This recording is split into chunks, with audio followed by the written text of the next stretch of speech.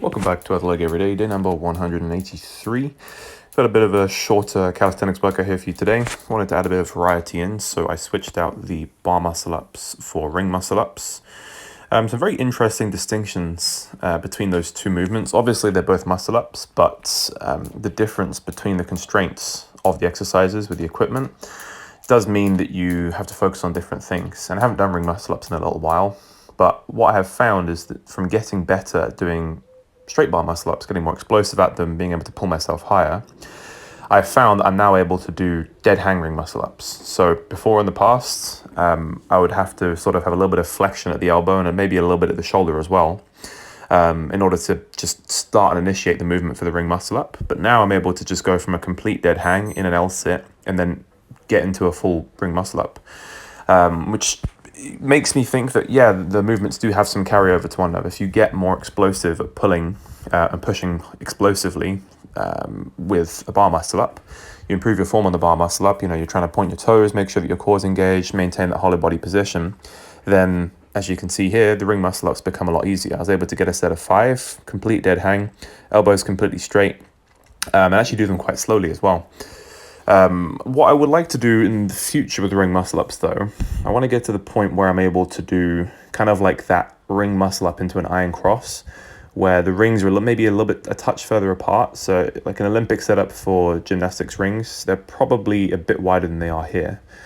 But to be able to go from a complete dead hang into the L-sit muscle up, be able to just go straight with my arms kind of abducted away from my body a little bit, and then push them out to the side. I'm going to get a video here so you guys can see.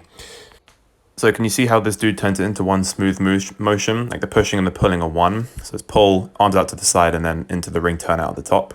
That requires such an immense level of strength. But then obviously if you compare that to how I'm doing my ring muscle ups here, I'm doing, you'll see on the next set. So I pull and then I sort of get over and then I have to pause before I do the dip and then push myself the rest of the way. It's not as smooth. So what I'm looking to do is to be able to get a completely smooth transition to the point where the transition between pulling where your center of mass is beneath the rings and then pushing with your center of mass above the rings is entirely one motion. So it's like completely seamless transition. That's the goal, and I'm not sure exactly which exercises I'm going to have to work on to improve that. I'm guessing it's going to be some kind of variation of like ring dips, but it's very difficult to do explosive dips on the rings because of how unstable they are.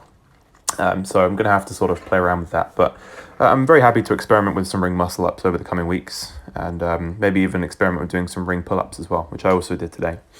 Anyway, moving on, I did some incline vertical pushing or pike push-ups, whatever you want to call them.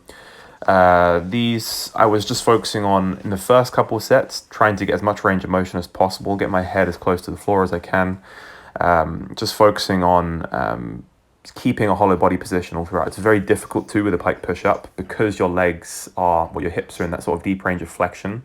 It's very difficult to maintain the hollow body position, especially as you have that turnaround phase when you go from eccentric to concentrics, when you bottom out and then you try and push yourself back up and through. It's that turnaround phase when you will tend to start to see a little bit of arching in the back, and you'll see me do it. I pretty much do it almost every single rep, but it's something that I'll have to work on. And hopefully as I get better and better at these, I'll start to be able to progress to be able to do these maybe against a wall. So I'll be able to do full range of motion pike push-ups with entirely my body weight. I'm not quite there yet. Definitely have to maintain the pike, but you'll see that I put the bumper plate there to elevate my feet a little bit more to increase the difficulty. And all throughout, I was supersetting this with ring pull-ups, weighted ring pull-ups. Really like doing weighted ring pull-ups because the rings can rotate as you go around. You can start off with that pronated grip and finish up with that neutral/supinated grip.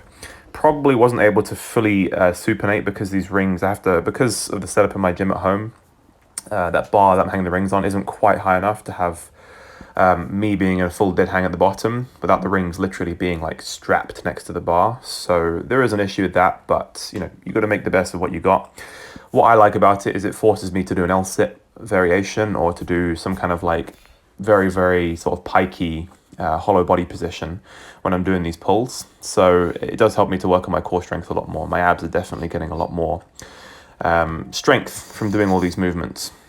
So yeah, worked up to a top set of 35 kilos. So I went 20, 30, then 35, all for set of 5.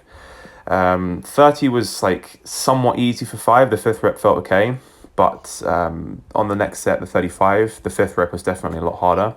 And you'll notice that I also made the rings a touch wider, see if I could get a little bit more emphasis on my back as opposed to just my arms from doing the ring pull-ups.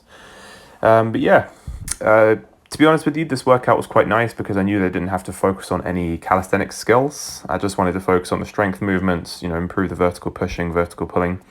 It is a nice little superset as well. I was probably waiting sort of 10, 15 seconds in between these exercises. So I'd go from the pike push-ups, rest 15 seconds, and then I would go straight into the weighted ring pull-ups. And it's quite nice because you're working opposite movement patterns. You're working pushing and pulling. And you know, it's nice that they're both vertical as well. So you're working your vertical pulling and vertical pushing. I don't know if there's anything special about doing like vertical superset with vertical or horizontal superset with horizontal, but it's just like training the arms and the back to work, well, the arms and the pushing and pulling muscles that work either side of the joint to do opposite movement patterns in the same plane. So you're working vertically like that. I've always liked doing things like that. It's also nice to do like a horizontal push-pull superset, for example, something like a bench press and an inverted row, or a bench press and a barbell row, or even, you know, incline push-ups or weighted push-ups and then some kind of inverted row. It's quite nice to do it like that. It saves a lot of time and you get a lot of stimulus on the upper body, very potent stimulus on the upper body, because the fatigue carries over from one exercise to the next. So the next exercise is a lot more stimulating than it would be if you just did it on its own. And then the last thing I did was some weighted rear delt flies with, I think it's 5 kilos in each hand, and I was supersetting that with a suitcase carry. I know this is called a suitcase carry. Working on just keeping as stable as possible, keeping the shoulders as parallel to the floor as I can.